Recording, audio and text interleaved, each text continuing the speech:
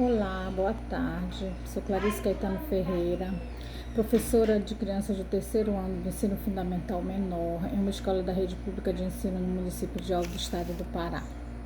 Atualmente eu sou ativa no curso de educação especial na perspectiva inclusiva.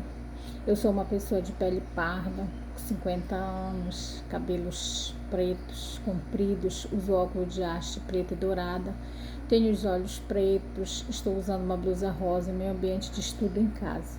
O meu sinal é esse. Eu sou graduada em Matemática e Física, eu tenho especialização em AE, Educação Inclusiva. Esse vídeo, ele traz informações referentes ao estudo do módulo 2 desse curso. E a leitura nos reflete a discutir alguns aspectos relacionados ao desenvolvimento e à educação da criança com deficiência na perspectiva histórico-inclusiva. Foi feita uma análise sobre o caso de um aluno com deficiência múltipla no contexto de uma escola pública do ensino fundamental do Brasil, destacando as possíveis contribuições do Vygotsky para a educação especial inclusiva. Bem, vamos ver que os estudos de Vygotsky têm sido intensamente mobilizados por nós, de modo a trabalharmos algumas de suas afirmações e problematizarmos possíveis repercussões atuais. Esse autor nos tem chamado a atenção para o estágio de compensação. Isso nos levou a indagar, de fato, o que nós chamamos de compensação.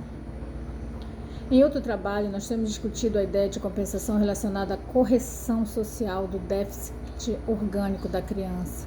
Como isso tem sido disseminado para levar um raciocínio voltado à circunscrição de deficiência, assim, de maneira a reduzir a complexidade do desenvolvimento.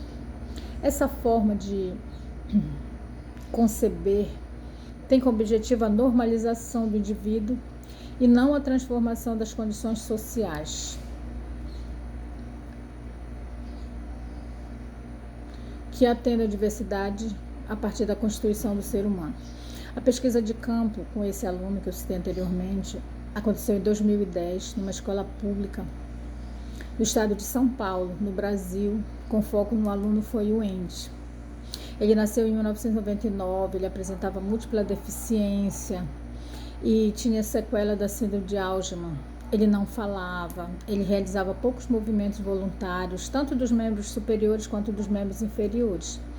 Ele era usuário de cadeira de roda, que era acolchoada nas laterais, tinha colete no peitoral e na mesa, né?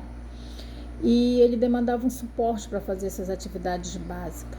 Ele usava medicamentos, né? Tomava uma dosagem de medicamento para o tratamento das convulsões. E no período do contraturno da escola, o aluno também frequentava serviço de saúde, AEE, fonoaudiólogo, fisioterapia. E ele foi inserido nesses serviços desde os primeiros dias de vida. Mas esse aluno, ele frequentava a escola regular desde 2006. Quando ele chegou em 2009, ele chegou ao 5º ano. E aí ele foi retido. A equipe pedagógica da escola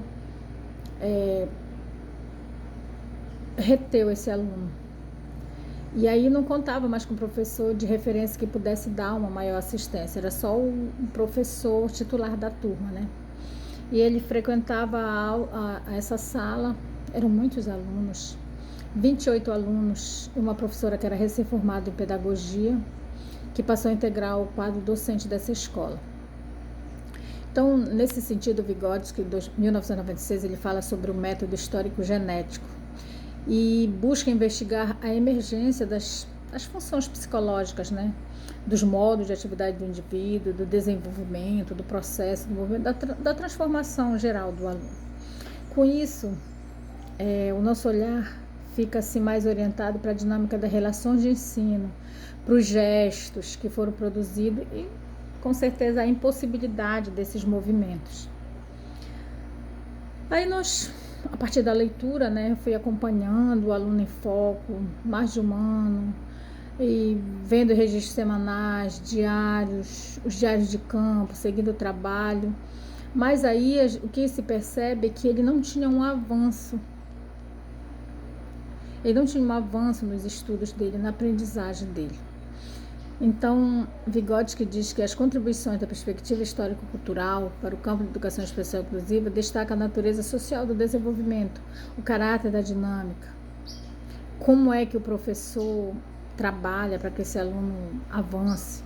Então, nesse sentido, detectamos com condições de impossibilidade de desenvolvimento desse aluno com múltipla deficiência no contexto escolar. Haja vista que ele participava de uma turma, ele era inserido numa turma que tinha 28 alunos. Eram muitos alunos para a professora dar conta de tudo isso. Então, em 2010, né, mesmo ele conseguindo uma professora de educação especial, era impossível ele realizar um trabalho sistemático em parceria com a professora da turma. A professora de educação especial, ela precisava atender outros níveis. E era impossível ela fazer um trabalho com ele, já que tinha outros casos de deficiência. Também não tinha na escola aquele cuidador, né? Aquele assistente pedagógico. A escola tinha a sala de atendimento educacional especializado, mas não contava com uma equipe de tecnologia assistiva que pudesse dar esse suporte para ele. Haja vista que ele vivia numa cadeira de rodas, né? Ele ficava sentado durante o período letivo cerca de 4 horas diárias.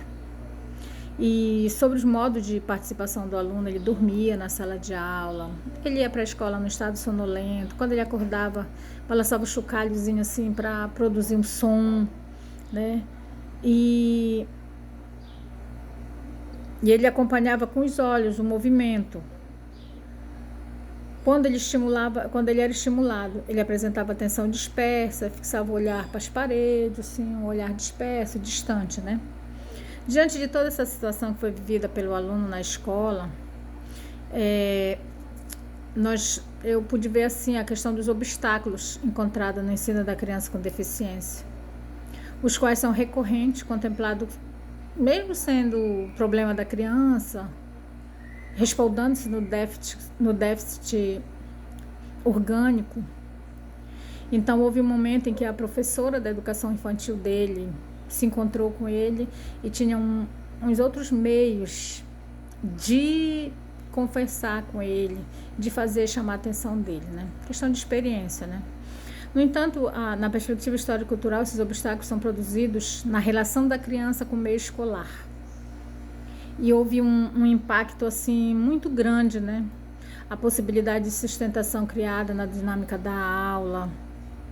E em relação ao desenvolvimento e educação, percebeu-se que a atividade, o ato de ensinar, o de significar, foi possível ver que o aluno com deficiência múltipla mostra o possível dentro das determinadas condições. Ele apresentava meios para aprender, mas precisava de alguém que tivesse essa habilidade para desenvolver. E observando essa mudança de comportamento, né? A tensão de apresentar o que não foi realizado no ensino, se não tem condições favoráveis, né, fica difícil também. Então, a discussão desse respaldo da perspectiva histórico-cultural realizada no âmbito desse estudo apontam a importância do investimento no trabalho pedagógico da criança, do professor e também do professor de educação especial que possa estar ajudando essa criança. Por fim, é importante orientar a atenção para as especificidades da ação pedagógica, não como possibilidade para ser trabalhada, mas como gesto